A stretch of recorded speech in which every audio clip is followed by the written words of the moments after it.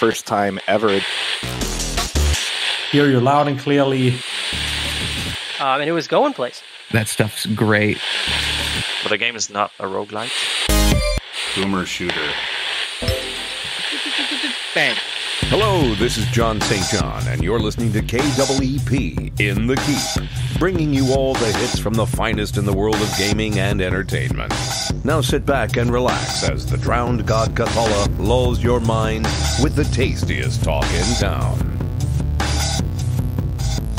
Welcome to another chapter of In The Keep podcast. I'm your very own prophet of the drowned god, the Motherlode. The Keep is a collective of gaming enthusiasts compelled by the drowned god Cthulhu to frag and jib one another into oblivion for all eternity.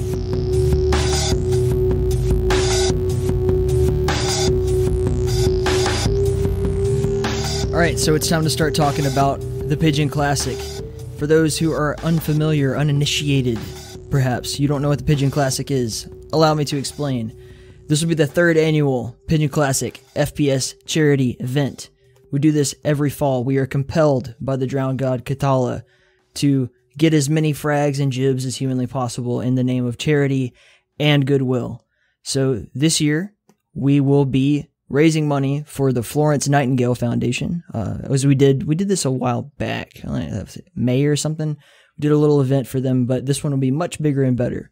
The deal with the Pigeon Classic is if you are going to participate in one of the events, you must donate at least $1 USD to our charity of choice. That's just how it bees, because otherwise, it wouldn't be very charitable. But yeah, just to encourage that. And yeah, we'll have 4 events, probably more to come. This could get bigger as time goes on. We got a lot of time until, the end of October, but we've got Doom 2 Open Survival Marathon. That will be basically just Friday Night Survival, but with a protected server so that only people who donate can join. It's epic. If you didn't see last year's, it was the most fun. Then we're going to have an exhibition in Warfork for Bomb. We'll also be having an open King of the Hill in Warfork. These will probably take place on Saturday. And then the Sunday, we'll have a diabolical open celebrity shootout. And what does that mean? I'm not going to tell you too much yet, but we've got some pro players, and I mean pro players, who will take on all challengers. And you just have to donate to challenge them. During the event, as in on the stream, we, the casters, there will probably be some really cool casters. I'm hoping that we can cut those deals and get that announced to you as soon as possible. But we will be setting goals for the charitable donations. And as we reach those goals, I have literally hundreds of Steam keys to amazing games from, people who have been on the show, people who, we're associated with, that kind of thing. We're going to give those out to people to encourage donation, and also it's just going to be fucking awesome. So definitely be there at the stream, if not just to watch and participate and all that shit, then maybe you'll get a fucking badass couple of games out of it or something. That's going to be really cool. We'll also be donating all of our merch profit that weekend. So between when it starts and when it ends, all of it, every bit of it, t-shirts, masks, whatever, all going towards the charity. So that's going to be a lot of fun. Hope you guys tune in for that. It'll be streamed on all of our, shit. It's going to be epic. I'm super stoked. This is definitely going to be the biggest one we've done yet, but all in the name of charity and goodwill. So keep that in mind. And now let's talk about this week's episode. So we are joined by Raulus Mikko Tamper. These guys are the amazing developers behind one of the coolest demos that I've played in fucking forever. It's called White Hell, and we're going to get all into it, but basically it's a retro FPS. It's got sci-fi, it's got fantasy, it's got Finnish mythology, it's got beer, it's got 3D Realms references, like there's Lo Wang and Duke Nukem shit. It's hilarious, and it's just so good. I don't want to spend a lot of time just sitting here trying to sell it to you. I'll let these guys do it for themselves because they're both amazing and well-spoken individuals. I just really want you to get your ass over to their Steam page and download the demo and wishlist it and buy that shit when it comes out. Because, God, this is such a cool game. Music this week is from the White Hell original soundtrack. It was created by Hakita of Ultra Kill. So that's the kind of thing you can expect from this bad boy. But, without any further ado, let's get in the keep with Robert and Mikko.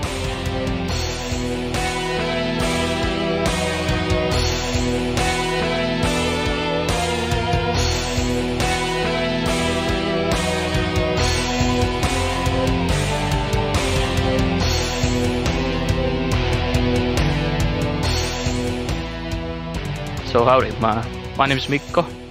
I'm the 3D artist and level designer and, animator as well.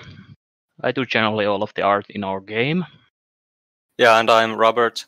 I do all of the other stuff, or almost, like programming and particle effects and sound effects and that kind of stuff. White Hell I'm kind of blown away by it. I'm going to kick myself in the head forever, probably till the end of time, for not including this in Realms Deep when I had the chance, because I did not realize how far along you guys were when it came up. So if you'll please accept my apology and know that I do absolutely fucking love this game and I want to promote the shit out of it as much as I can. Don't worry, man. It's fucking dope. Like I played through all of the demo in one sitting and then came back and played through it again. And it's as if you made a game especially perfectly to make me happy, because it's got everything I want. It's got like the macho protagonist and he drinks beer for health, and it's got, it starts off very simple. It seems like it's just, okay, kind of straightforward shooter with bad guys, and you kill them. And then I think at the end of level 3, there's like, okay, well, now there's going to be magic and shit too. Like, this is fucking awesome. You guys checked off all the every little mark on my list. And I don't know, I just had such a great time and I really wanted to reach out to you guys. So, how's it been? What's this whole process been like for you? Ooh. Well, it's been an interesting process to say the least, because aside from some game jam games, we don't really have anything else, to be honest. And this is our first proper project. We're both pretty newbies when it comes to game design. I think I've started 5 projects, but they've all gone to or they haven't gone beyond a design document stage or some fucking around in an engine. So to start a project that's actually start a project that has actually gone this far is pretty surprising to me, at least. And I'm happy that it has gone somewhere and got even a little bit of attention, and positive attention at that. How old are we? I'm 23. Okay. I'm 30. Amigo, you're from the south of Finland.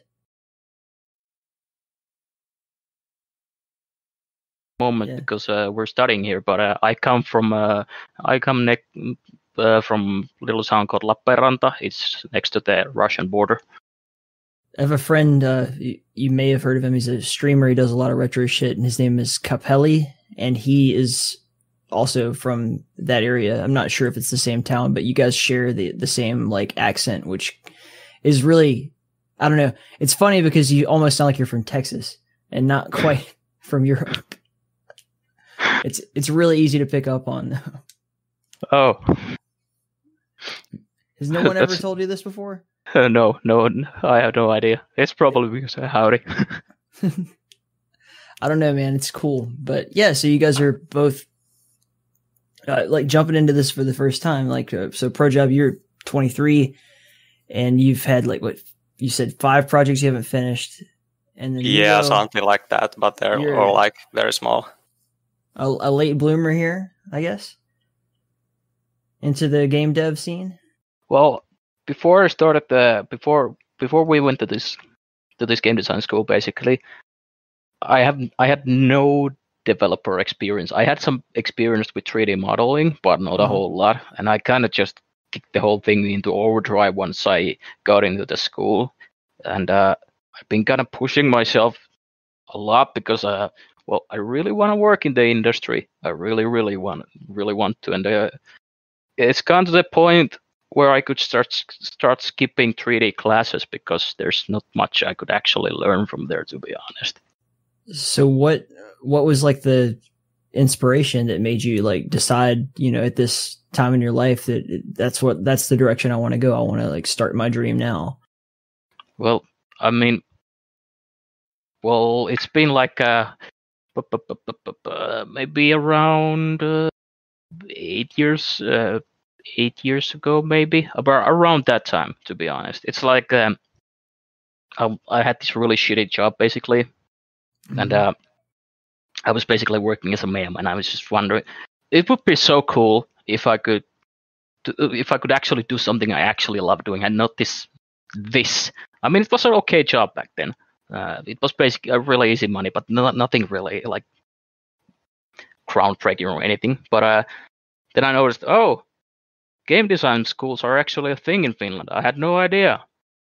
How do I apply this? I'm gonna try and apply, and I just couldn't get in. And it's just like, okay, how do I get in? I'll basically decide then. Okay, I'm gonna go to what would you call it in English? Entrance exams.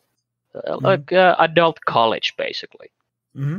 Because I have like before this I have like two different professions, and neither of them really clicked for me. But then I basically decided, okay, I'm gonna go to this evening college. It's basically mostly consisting of people of my age and older, and I was just, okay, I'm gonna just keep beating my head against the wall till I get in. And I finished that. I did finish that evening college basically, and when I did, at the same time, I got into the game design school, and I was like, what? This is not happening. And now I'm here.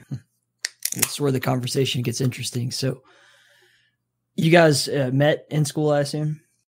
Yeah, pretty much the first year. That's awesome. So how long have you been going now? This is the last year, so it's been about 3 years now, I think. Yeah. And so when you met, did you immediately like know that you were going to be working on a game together, or did you like, how did that kind of come together? Well, it wasn't long. I think because we started like the idea process of White Hell in early 2018. So like half a year after we started school. But that was kind of like started out as a joke, like, hey, it would be fun to make like a retro shooter, because I had been playing them for a couple of months at that time, just like playing through the old Wolfensteins and Dooms and that kind of stuff. And then Mick also liked those kind of games. So I can't really remember whose idea it was to like start working on a real game, but it just kind of came together, and then we made some random models, and I started learning Unreal in the spring, and that's kind of just spiraled out into this thing. And did you know at that point, like, because you knew you wanted to make a retro shooter, but did you have the ideas and the themes like sort of laid out beforehand, or did they happen organically? Well, the White Hell concept, like hell has frozen over. Of course, now it's the real world, or like a post-apocalyptic thing. That concept was before the actual game. I just had this like idea, hey, it would be cool if hell was like a snowy place instead of this generic fiery thing. Yeah. just as a random thought, like, hey, it would be fun to have like a game or something in that kind of environment. And then it just kind of warped into this shooter thing. And because I didn't have like any other project I worked on at the moment, it just kind of came together. It's such a like compelling title, right from the get-go. I think I heard about this game originally from Hakita when he was on the show. This was like a while back, well before he was even with New Blood, and he just said that I guess he did some music for you guys and shouted it out. The main composer. Yeah, we got to know each other real, so it kind of helps. I mean, it's a good friend to have, someone who's like really kind of blowing up right now, and to have them shouting out your game, wherever they go, and yeah, like no, go ahead. Sorry, it's your show, not mine. Yeah, like yeah, I'm like, I really have to give that guy a shout out because well, I'm so grateful he's been giving a shout out and he's been helping us. And even though sometimes I don't see eye to eye with him in some things when we make games together, but still he's a really amazing guy, and he knows what he's talking about, and I'm so damn proud of that guy because he's a very deeply opinionated person. Like, he very much kind of has his own way and his own way of looking at things, his own style, and I could see how that might be like, there's a reason why he's kind of a solo dev, even within New Blood, like he's working on his game. And then, from what he explained to me, it's kind of like, Dave will give his feedback, but overall he's still working on this game on his own. So yeah, when he told me he was kind of doing this collaborative thing with you guys, even though it's just music, I can imagine like what are some of the things that would pop up like that you would disagree on maybe? We have very different ideas on like, or I don't know. There's some secret stuff I can't really talk about at the moment. But let's take the crates for example. Yeah. There's like well, you played the demo and you probably noticed that some boxes can be broken and some not. It's like there is a like texture that differentiates themselves, and it's like the boxes themselves are supposed to be somewhat like mini secrets basically, and it's just if you keep your eyes out, you are going to see them, but it's just it's not clear enough and so on. That's what we have like opinions that differ. It's kind of, I've been kind of thinking about it a lot lately. And well, we haven't received a lot of feedback on that regard yet, so we'll see.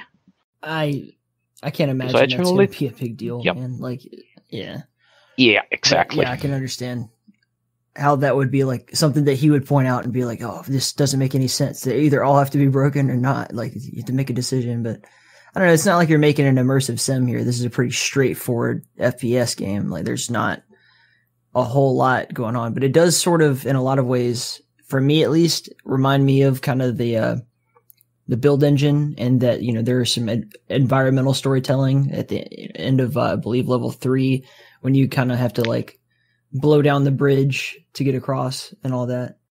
Oh yeah. That's actually what I thought when I was making that. It's just like I was randomly reminded of some level in Blood, where you see one building in the background just blowing up and basically just coming down. I really like those build explosions. They're just fun as all hell. And so can you guys kind of give the elevator pitch of like what is White Hell just in general from your own perspective? I guess I'd say it's old school inspired FPS with some sci-fi, cyberpunk and fantasy inspirations, set in like a post-apocalyptic world. And I don't know, it's kind of hard to like really get into the story because there isn't a lot of it. You just kind of survive in it, in the world, and go where you can. I don't know, Mikko, do you have anything else? Well, Not really. I mean, you did put it all together, kinda. I mean, if I would describe the game, it's just a drunk alcoholic Finnish man waking up in his toilet, kicking some ass while drinking beer, and trying to look cool. Yeah, let's have Migo do the marketing. That sounded way cool. No, it's just like I can't believe how well you've captured kind of what you're going for here. Like we have to at some point get the conversation rolling about the whole game. It has all of the right parts of what, like what makes it a retro FPS. Like it even has, like little throwback jokes to, like Duke Nukem and Lo Wang with the KTIT logos sitting around. And, it just, as you walk into every room, there's a little joke or something like this. And then I don't know, it has personality, which is very difficult for some people to capture in a game. And it seems like you have a pretty well thought out idea of who your protagonist is, which is not always the case in a first person shooter. So we got this guy and we have like little, signs all over the place saying he's wanted for, suspected communist or whatever the fuck it is. But he's, as you said, he's just this guy who woke up, hungover and the world's fucking gone to shit and he's just got to go kick some bad guy ass. I love the sunglasses. I love like the, just in the poster that you guys have been posting around, like this feels like a pretty well thought out idea. But what does the swan symbolize? I haven't picked up on that yet. It's kind of. How much do we want to? How would we? Because it ties heavily into like Finnish folklore.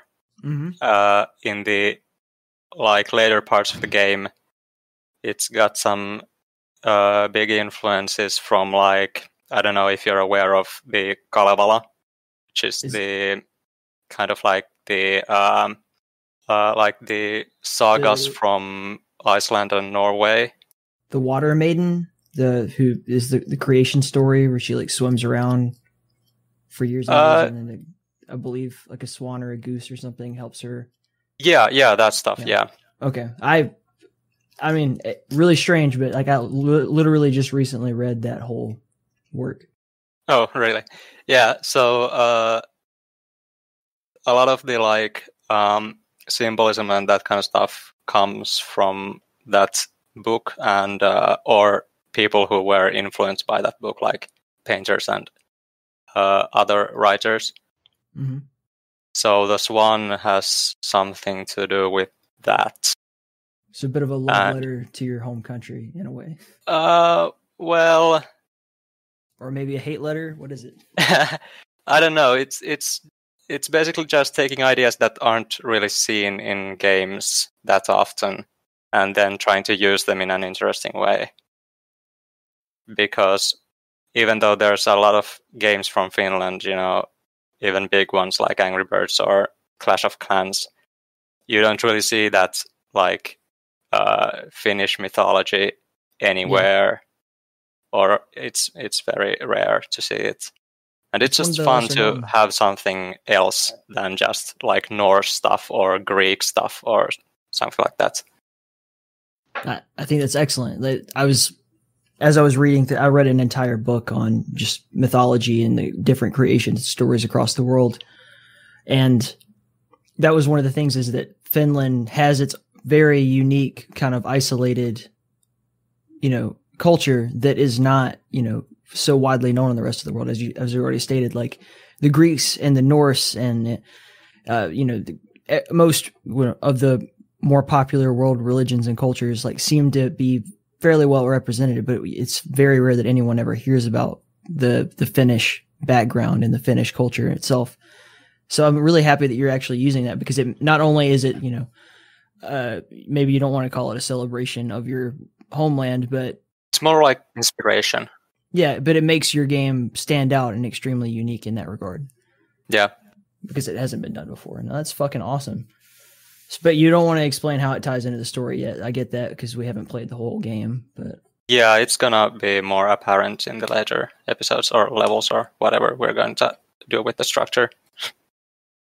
So how well at this point do you think that the demo represents what will be the finished product?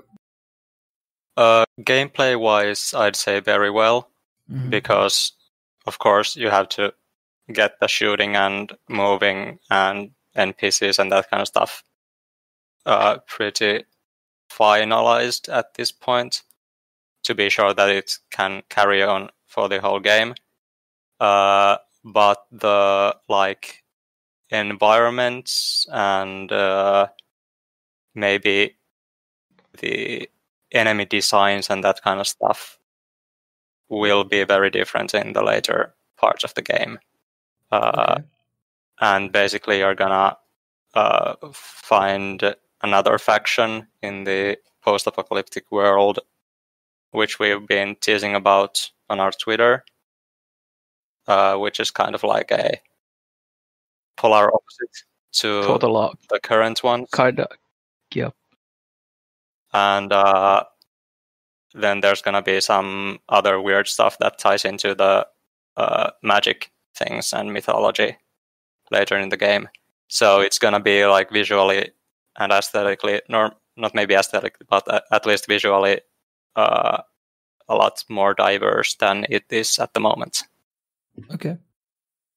Do you have a release schedule yet, or is it just kind of when it's done? Well, when it's done is usually a pretty good one for indies. But we've been talking about getting into early access within a year or something. That would mean having 3/4 of the game complete or something around that. That's kind of actually unique that it would be in early access at 3/4 of the way finished, because a lot of people will go into early access with maybe a quarter or a third at most. So yeah. Well, my personal philosophy on that is that I wouldn't buy a game that's not even halfway finished if it was an early access, but I would buy a game if it was almost complete, because it's kind of a trust thing. If I'm not sure that the devs are gonna get the game ready, I still have most of the game in my hands, even though it's never gonna be finished. So I don't want to put that same amount of responsibility on the customers, or at least the perceived trust thing. Yeah. It's just very tempting to try to get as much funding as you can as early as possible, especially for indie. Yeah. But are you doing any crowdsourcing like Patreon or anything like that yet? Or well, because we are in Finland, that's not gonna be a thing because our laws don't allow it. Crowdsourcing and that kind of stuff is very hard to do in Finland. It should only thing we can do here is basically pre-orders, and that's a bit weird also when you can already do that on Steam. So early access is probably the only thing. That's kind of a blessing and a curse. On one hand, it keeps you motivated to just finish it quickly, but on the other hand, it kind of sucks that you can't develop that relationship with your audience early on. I don't know how you get around that other than just turn out the best fucking game you possibly can. Yeah, well, there you got the motivation. So I really like there's nothing quite super special about the weapons yet or anything, but it's just they all feel quite good, and they all kind of fit as you place them in the game. Even though they kind of fit the story well. When you pick up the sniper rifle, immediately you guys did a great job of confronting the player with something, a combat scenario that would make it useful. So I dig all that, but what's quite interesting to me is that after level 3 you start to get these the magical weapons, and you have the sword, which seems pretty straightforward. It's like a beam sword, and then what's the deal with this wasp thing, or the tick gun? Or the tick gun, yeah. You have tried it? Yeah, I've tried it. I like it. I like the weapon. I'm just where the fuck did you dream this up? So.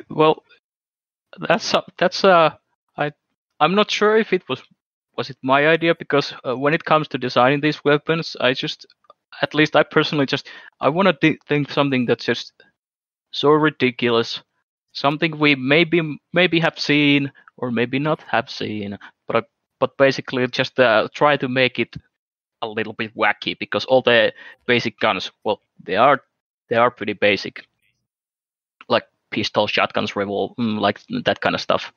It's all familiar, but the magical weapons, they kind of have to stand out. I know I want them to stand out, and it's kind of, at least I personally think that it's gonna be like people just probably pick favorites out of them and just like to use those, and I think that's perfectly okay. I kind of like it. I mean, I'm still gonna, at least personally, I'm gonna like strive to make every single of them as good as it possibly can be. But to answer your question about the tick and where did I get the idea? Where did we get the idea? Well, they constantly keep here in Finland like warning, if you go into the forest, beware of ticks, because they can give you diseases and such. Yeah, sure. And it's just like, what if we had a gun that just shoot ticks onto people, then they just grow and explode? It's basically that. Yeah, and also it was just like we had this, or we have kind of this idea of the magical weapons being organic in some way.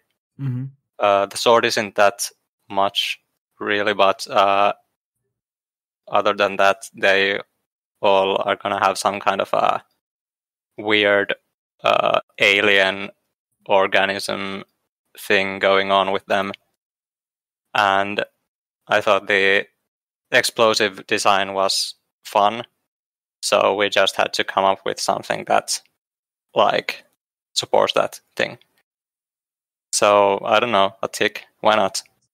It'd be cool if the tick actually like hit the person and then drained them completely of all of their blood and just shriveled them into nothing. Yeah, that's also something we had in mind, I think, or at least I thought about it, but for reasons it's easier to do it this way. And it's also fun to look at them when they run around and run into other guys and then explode in the middle of like a bunch of them. But yeah, there were a lot of ideas how to make it like interesting. Yeah, just wait to give away any of the other ideas that you have for these. Well, I know. Well, I could basically maybe give 2 ideas. Well, these are just ideas at the moment, so I have no idea how they're actually going to turn out in the end. But well, I mean, because all of the weapons basically represents they basically somehow represent the weapon that's on the same slot. Like the knife turns into a sword, the revolver turns into a tick revolver. So what are we gonna do with the shotgun? Well, easy way would be probably, okay, let's just make a super shotgun. Nah, but that's boring. There's a lot of super shotguns. Let's make something a bit more different, basically. What if the shotgun could clear? How would you put this in English? Basically, have a 180 degrees radius per shot. Okay. That's what we had kind of in mind. And what if instead of 1 shotgun you would have 2 shotguns? It's really hard to put in the words, but I'm kind of excited to get to work on those. And as soon as we have something, we're probably gonna tweet about it and show it. But that's the core idea for the shotgun.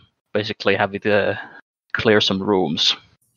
Okay, so each of the magical weapons will sort of be like a different organic representation of one of the pre-established weapons. Is that what I'm understanding? Kind of, yeah. So like, okay, yeah, sure, okay, yeah, and there will be multiple options of them. Because just looking at the screen now, it seems like there's more than 4 of these. Yeah, so basically you have a magical weapon for every basic weapon slot. Okay. So you're gonna have 8 basic weapons and 8 magical weapons, and then you're gonna be able to unlock them at certain intervals during the game. And basically, in the full game, the idea is that you can unlock them in any order you want, so that you get some replay value out of it, and also you can unlock what you want to play with on like other playthroughs and try different stuff. I really like a lot of the puzzle solving. It's not like overtly a puzzle game in any way, but like as you make your way through some of the levels, it really feels like, okay, I've got to figure out, how to get to the next place or whatever. And some of them, even the secrets, like kind of requires you, I believe there's an area where you have to like climb all the way to the top of this tower to find a key. And then if you jump off of it, you can go over a fence and into a secret area and then climb on top of buildings and such. And that really felt like actually quite cool, but like almost, I should say unexpected from a game like this. It totally took me into a new area of exploration that I didn't expect to see. And like, is that going to be a big priority for you guys, is to have a lot of exploration in these maps, or is that just like a once in a blue moon sort of thing? I think we're gonna keep trying to push. If I like it, it's basically how it works. Basically, when I do the levels, it's just I'm making some, let's say, some specific part of the level. I'm just thinking would be really cool if there would be secret here and here. It's basically what comes to mind, basically. So we're gonna try and keep the freaking levels as somewhat secret heavy. Not too much, but still a lot. Do you, when you're like creating a level, do you design it with the combat areas already in mind? Like I'm going to build a level around what I want you to accomplish here, or is it more like a start with the structure and then work the combat in afterwards? Well, it's funny because it actually it keeps like evolving all the time. I usually I have a rough idea what I want, then I just start working on it. Then I just start trying how the combat works in the area, and I try to make it so that the combat should take priority, and I've tried to make each of the encounters somewhat interesting. But I usually don't just take some MPs. Okay, I'm just randomly gonna put some here. No, I usually try and put some thought into it, basically. I was talking to Scarecrow the other day, who's working on, Graven. He's also done, everything else in the Quake and Doom kind of custom mapping scene. And he was explaining to me that like he always designs the level first with no combat in mind, so that the environment feels sort of as natural as possible. Because it's like, if you build an area around combat and then try to fill in the gaps between them, sometimes it can feel like, I don't know, like you'll walk into a room and you're asking yourself, like, why am I even in this room? Like, why does this room exist? Why would I ever come here? Or like, what is the purpose of this part of this structure?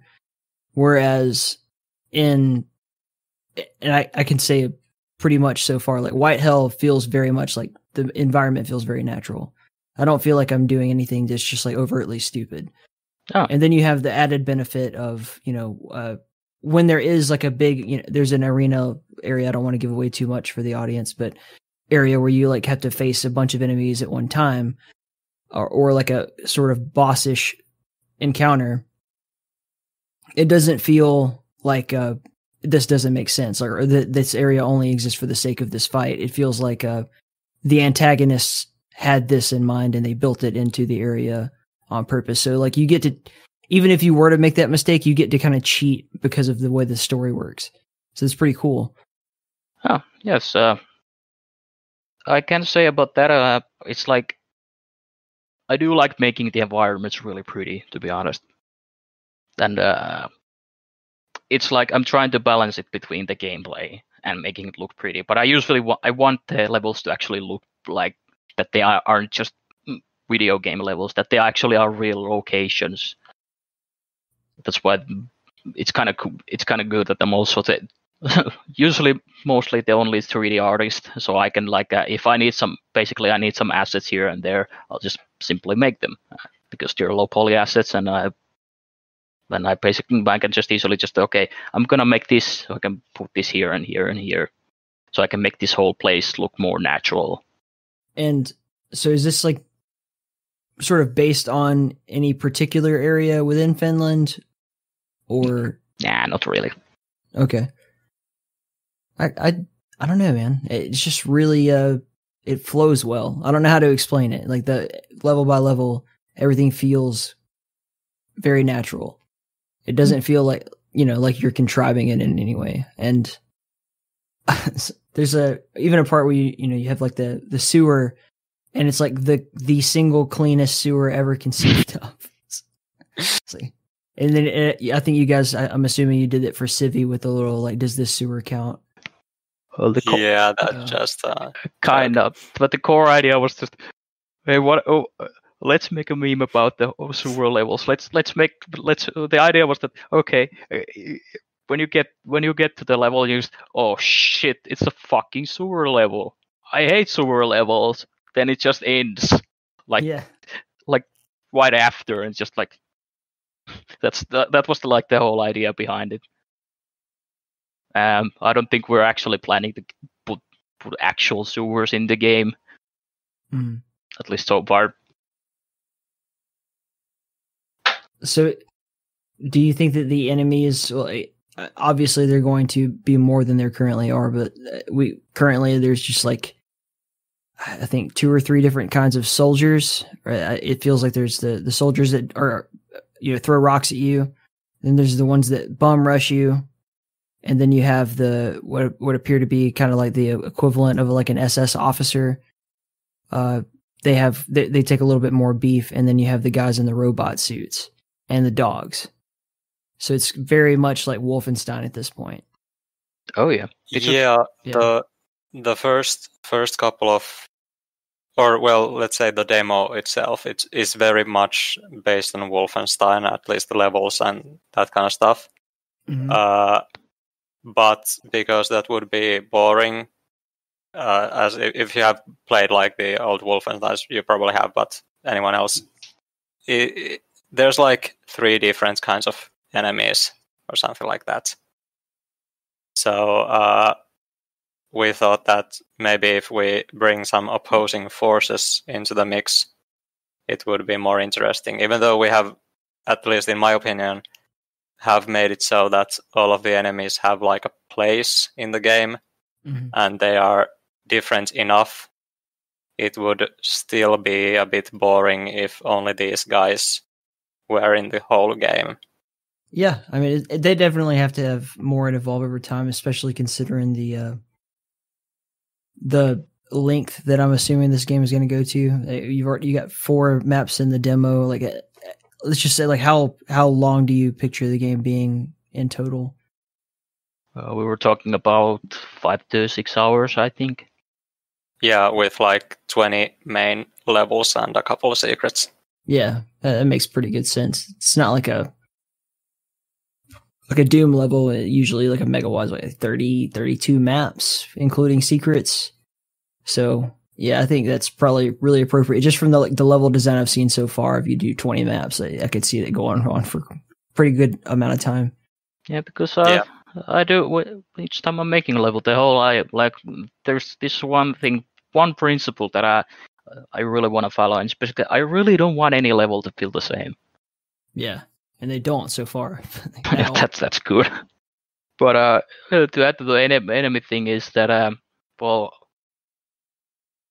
don't think it's a secret at this point, but when you do get to chapter 2, it's gonna throw out most of the enemies in chapter 1, and there's gonna be a host of new enemies to contend with. You guys are kind of hinting at it, but yeah, it feels like we have the current bad guys that are like like fascist overlords, and then I'm assuming the oppositional force will also be disagreeable to the protagonist. Of course. Yeah. Okay. So that's kind of cool. It's like not something you see every day where you're what you assume are the main enemies get replaced.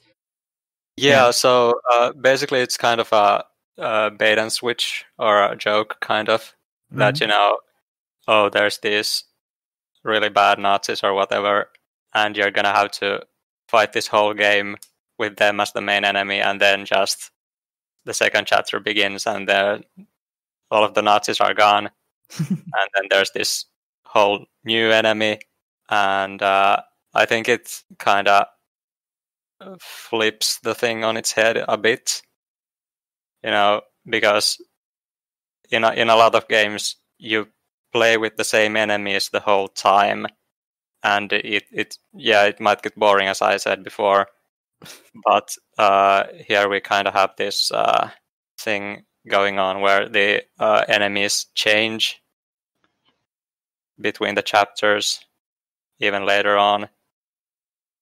So I hope it makes it more interesting and more fun to play with different kinds of people. Not like not only visually different, but also mechanically different. Yeah, and it's going to resonate with people. From the way you talk, you seem like you're not like, I'm not a big political guy or anything like that, but it's going to be funny when you have this come out and you see how different people react to it in terms of like what it means to them, how the art is interpreted by the person, consuming it. It's like, yeah. Right off the bat, like the first question is like, oh, what if we're going to replace the Nazis? What could be worse than Nazis? It's got to be like fucking demons from outer space, right? Like, well, without spoiling anything, that might be the answer. But yeah, I think it's not like what's worse than something. It's more like, hey, here's a different thing that's also bad. mm-hmm. And I don't know. The story in the game is very corny and like stupid, and the lore is all over the place. So I'm not expecting people to take it very seriously. Even from the first moments, like, you're waking up on your toilet floor with beer bottles all over the place, right? And then you just grab a knife and get to kicking people. So I'm not expecting many people to like look very much into what everything means. Now, mechanics wise, what we've seen so far is like it's not too complicated, from a physics standpoint. You just have a walk speed, a run speed, jump, no fall damage, but you do have some, platforming you can fuck around with. And then you have the kicking mechanic that allows you to like send enemy projectiles back into their faces, which includes not just rocks, but like rockets even, which was hilarious to me. And like, do you guys have any other plans for, mechanics like this, or is it just going to kind of stay what we have so far? It's gonna stay pretty like the same, just because it looks like it works, and it's easier to like, or I think it's more interesting to use already existing mechanics in new ways, rather than just put in more stuff or more buttons you can use. So it's not really the mechanics that are gonna change, but what you can do with them, I'd say. Okay. We'll leave that cryptic, and I won't dig any further since. It's more that I haven't really figured out what we're gonna do with them yet, but that's kind of the plan. Yeah. No, I love it, man. It's like, as you said, it's really silly. It's not meant to be taken super seriously, but I guarantee you people will, especially as it comes out and they learn to love it. And when they do, when people love something, they're going to get, up in arms about it at some point. It's going to be interesting to see. That's fine. It's just really cool, man. I don't really have anything else other than just to say, like, this game is fucking cool. It resonates with me personally. So thanks for that. Yeah, it's much appreciated. Do you have any other kind of thoughts that you want to share about the game, or just about yourselves or anything before we get out of here? We're about 45 minutes into the conversation, so it's not a big deal either way. I don't know. Check out the Steam page, wishlist on Steam. Yep. I don't have anything to say about myself. My games speak for me. As a great artist I am. I don't know.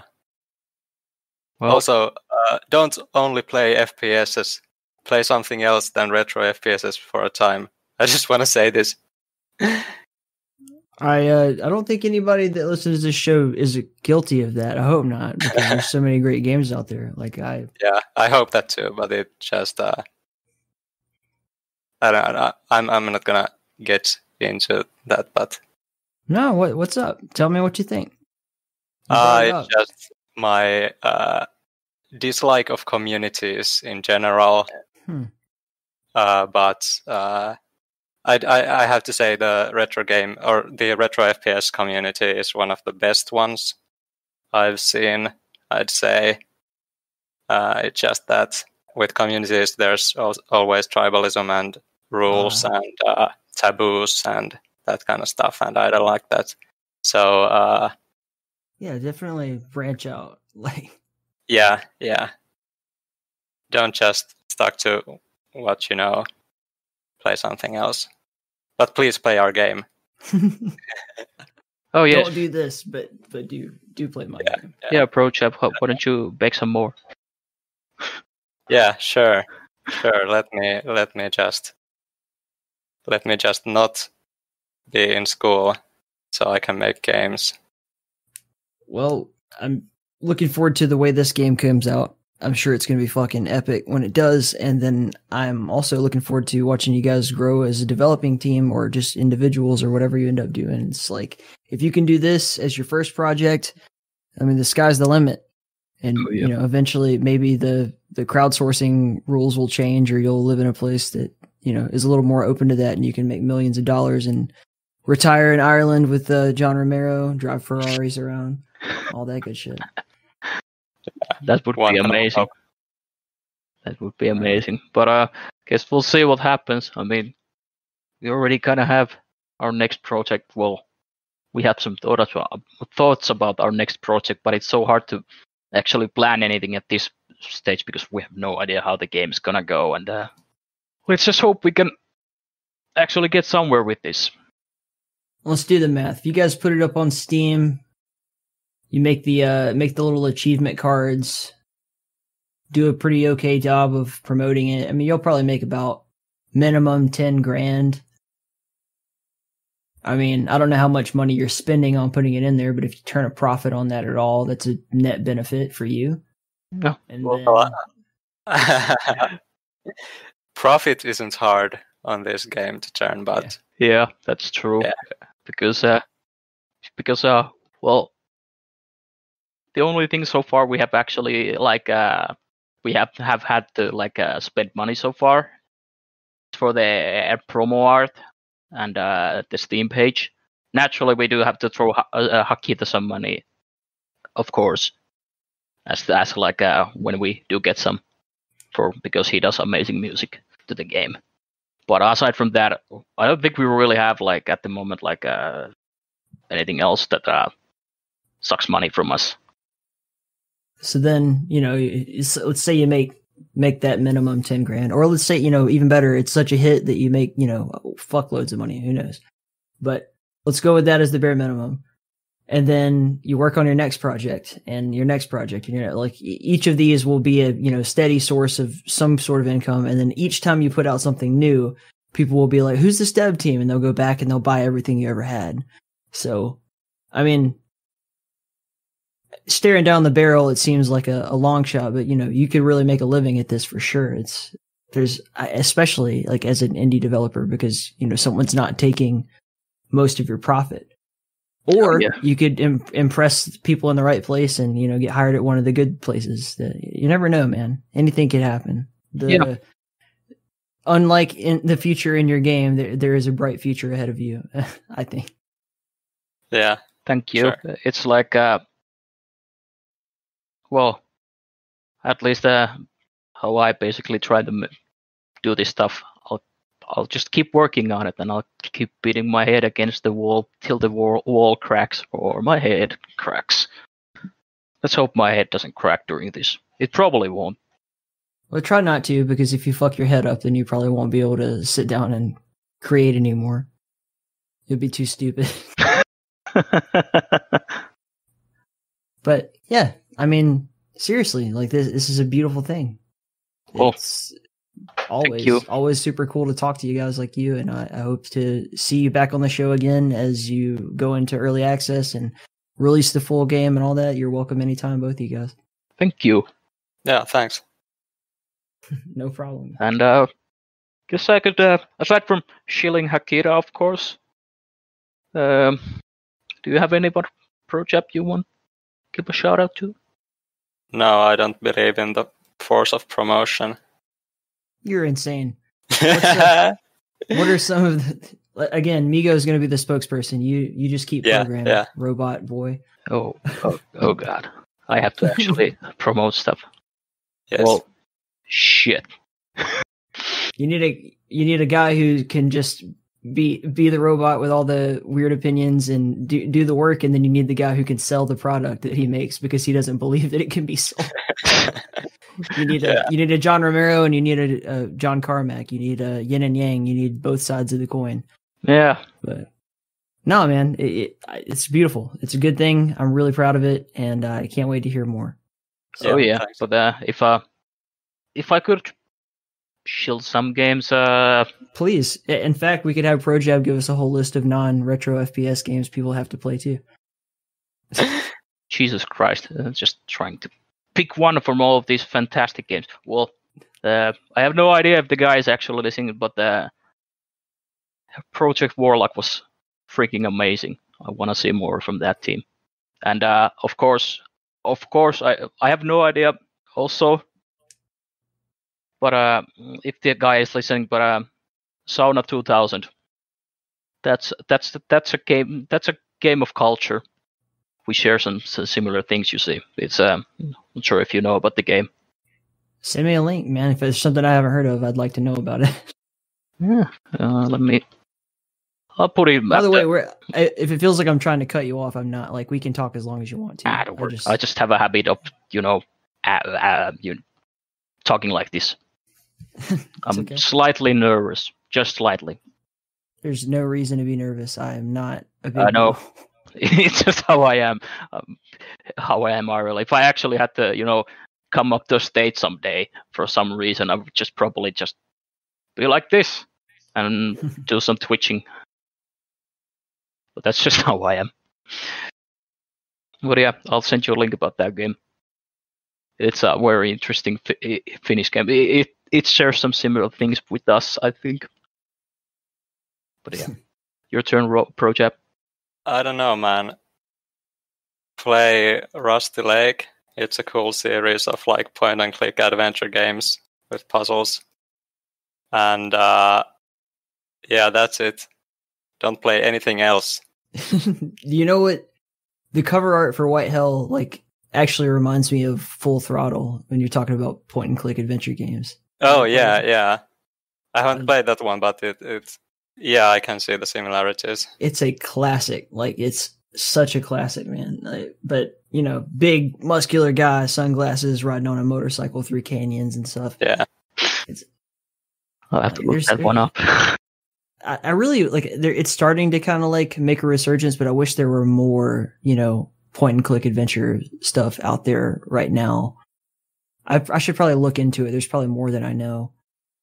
Have you guys seen the DreadX collections that have been coming out from Dread? Yeah, I played the first one. I have the second one, but I haven't played it yet.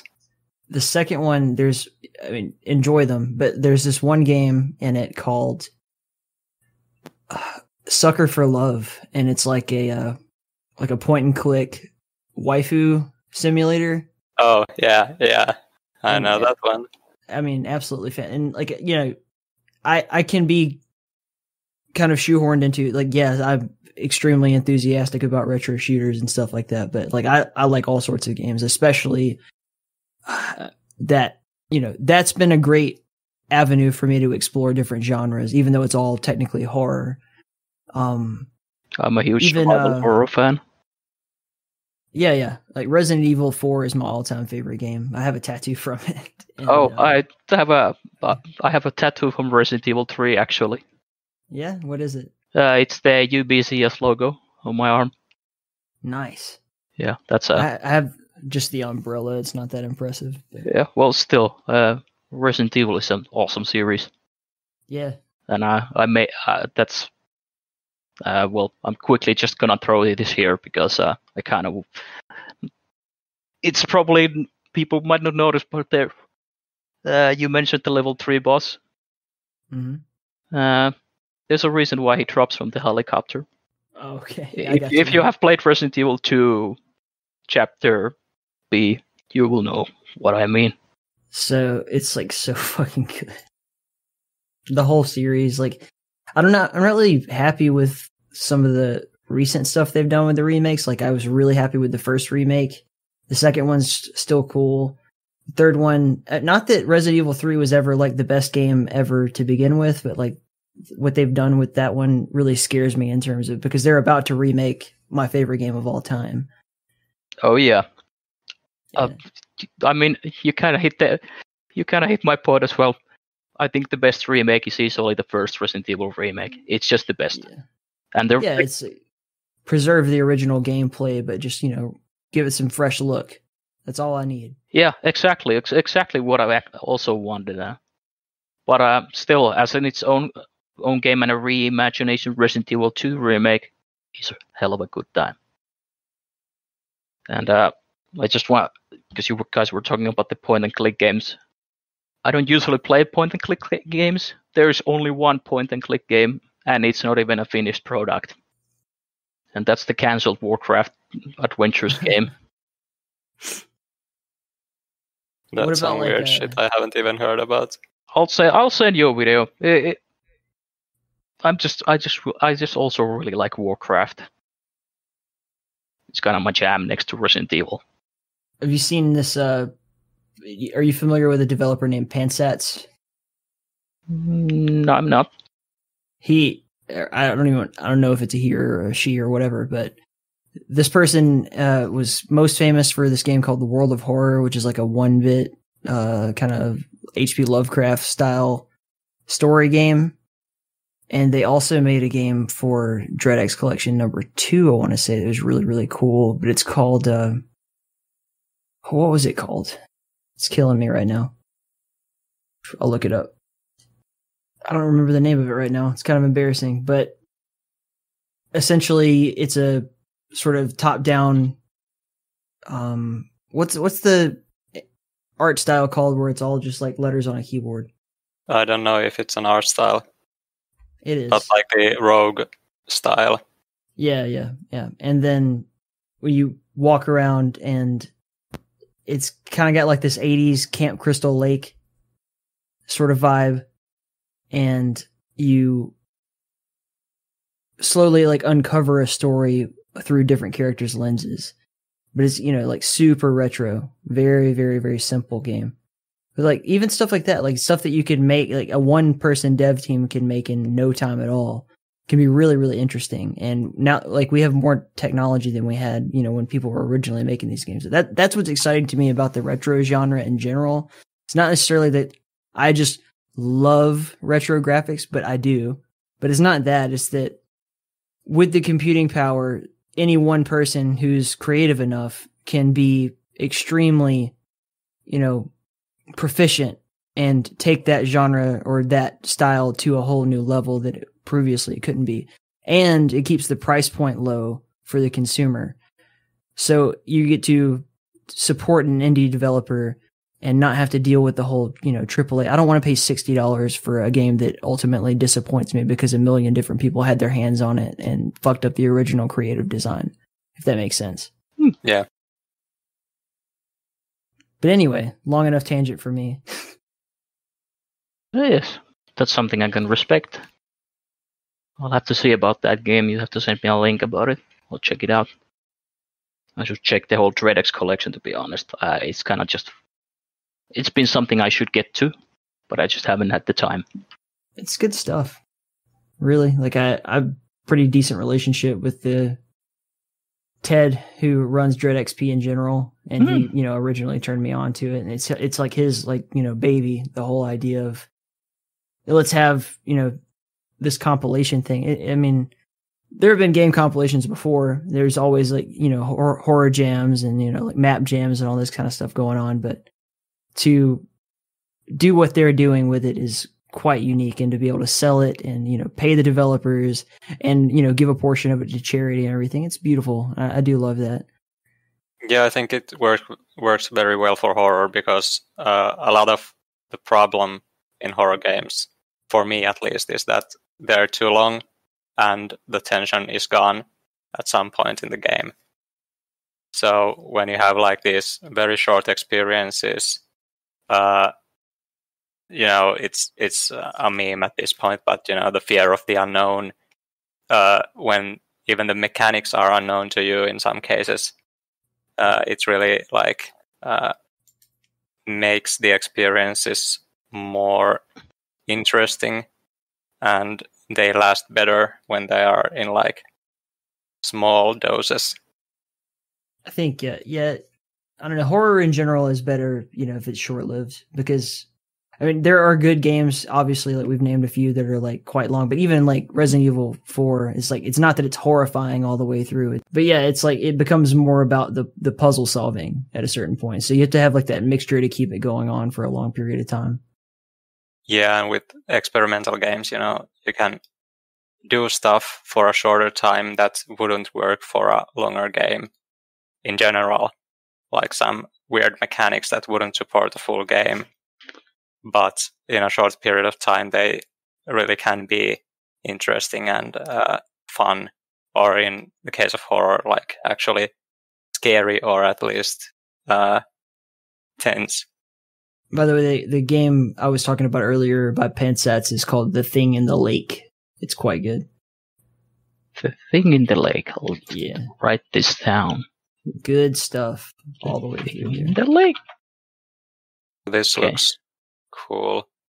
Kind of like the what is it? The faith Yeah. Yeah. aesthetic with the That's like weird retro graphics. If you need anything from Airdorf, you just hit up your old buddy Hakita and be like, hey, hit up your coworker. But yeah, Airdorf is fucking amazing.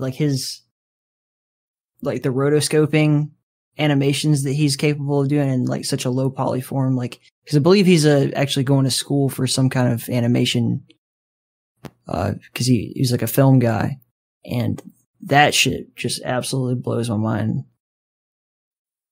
Yeah, it's really cool how with such little like graphical information, Mm-hmm. you can make them look very creepy and very real with like the movements and kind of stuff. Do you guys intend to, you know, work in a more of a double AAA kind of format in the future, or do you just genuinely like the retro style of White Hell? Go ahead first, because I'm not sure about my answer. Yeah. Well, if I had a bigger team, why not? Because well, I dare say I do like, because I know how to basically 3D model decent looking characters and such. But we would really have to have a bigger team, to be honest. Yeah. And it's just like this was a really good call to just keep the art style like really simple, because it's easy to make stuff. And despite that, how easy it's like, it kind of can look and seem, there's still a lot of new stuff that has come up. For example, last night when we were fighting with some animations. But yeah, I don't know. I would be comfortable with like staying in the indie scene as long as I could, because I really like the freedom of doing what you want, or actually doing what you want. Yeah. And also the responsibility, like, hey, this is my game, it's my responsibility to make it good, or my team's responsibility to make it good. And I'm making it good because I want it to be good, not because some publisher wanted to make money. It's very idealistic and kind of, I don't know, you hear it a lot, but I really believe it. So I don't know, it's true to me. I mean, But, if you you can know- figure out a way to make a living while, keeping yourself in that area of positive creativity that you want to be in, then I think you definitely should do everything in your power to stay within that. Yeah, sure. So I've been actually thinking about it because, of course, we don't know how well the game is going to sell, if it's going to be anything or if it's going to be enough to like fund the next project or anything like that. So I've been thinking about like just getting a normal job, doing that in the day, and then just making games as a hobby. And if something hits, then yeah, I can live off those like sales for a while, and I hear then there's a job opening at the post office. How about no? But yeah, I don't know. Just kind of go with the flow, but also trying to keep your own head where you want it to be. You could freelance even as a programmer, just like help people out with their projects, collect enough money to live by that, and then put all of your real effort, towards your projects too. Yeah, I know there's plenty of people that do that. That's also a thing. But I'm very much like the way I look at the games I want to make is that I want them to be my games in some way. Yeah. But yeah, you never know what you're gonna do. Right on. Well, guys, I got nothing else for you. I've had a great time chatting. I'd love to do it again in the future. So let's make a point. Eventually, you will finish this game. #soon. And when you do, please come back on the show and tell me about all of the amazing changes that you've made since then. Oh yeah, don't worry. We will most likely come. Now, you may be saying to yourself, man, what an amazing podcast. How can I support this organization who created it? Well, I'm here to tell you. We've got several options, the most important of which is to just, tell people you like it. So, like, review, subscribe, share it on your social media, run outside and tell your best pal, like, hey, you gotta listen to this show because it's so awesome. That would be dope. The other way to do it is to head over to inthekeep.com and click on our support page. We have several options there for you. We have Patreon. All Patreon supporters will receive an In the Keep t-shirt when they've reached $25 of accumulated donations. Doesn't matter what tier you are, you'll get something eventually. You'll also be given access to our private Discord channel, which is only for supporters. There I share all episodes early. So again, no matter what tier, no matter how much you make, how much you can afford to donate, doesn't matter. If you choose to do so, you will receive those benefits.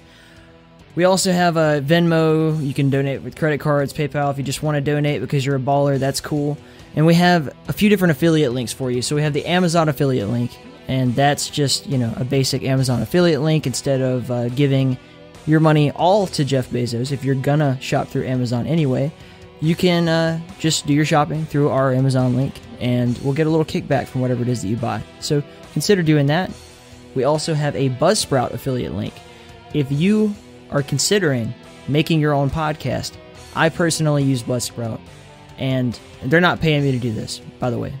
I'm just saying I personally use Buzzsprout, and if you choose to start a podcast through Buzzsprout, go through our link, sign up, and that will also support the Keep.